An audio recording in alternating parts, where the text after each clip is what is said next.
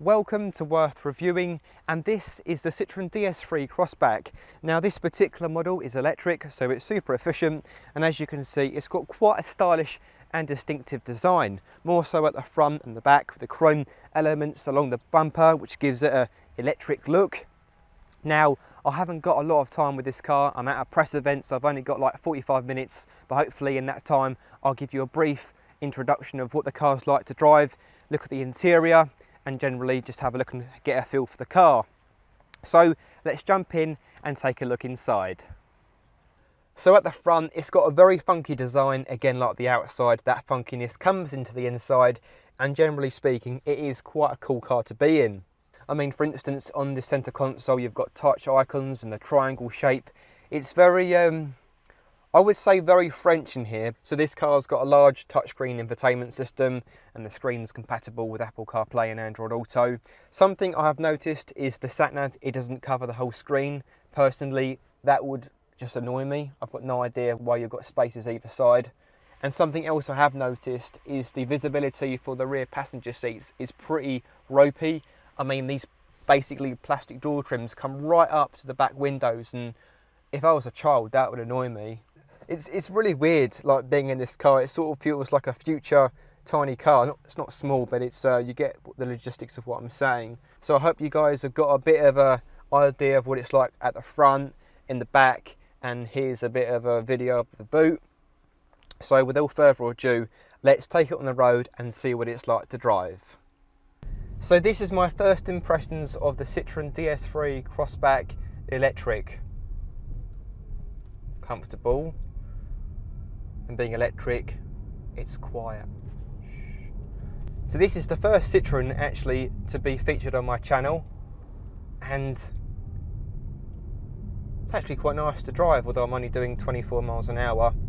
Electric power, 134 brake horsepower.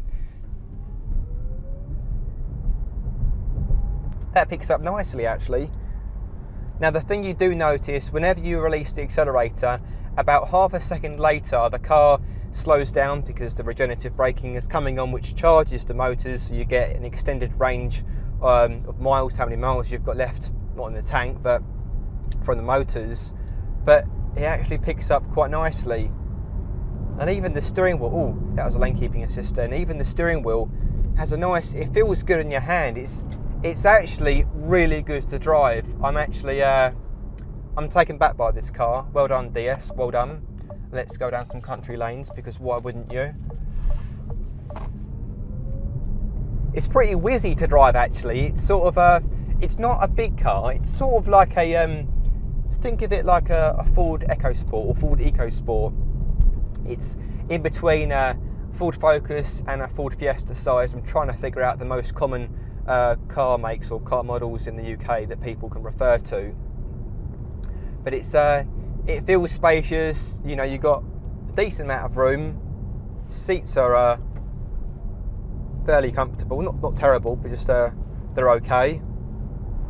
I tell you what, I've never really been that keen on Citroen, but I'm taken back by this car. This is DS actually. This isn't Citroen, but same sort of brand, if you like. And I've got 75% battery range, and I've got 135 miles. So I'm guessing this car has got around about 150 mile range from fully charged. If you do look at a Citroen DS3 with a petrol engine and a 6-speed manual gearbox, that gearbox is actually really nice to use as well. So both manual and auto is really good on the DS3.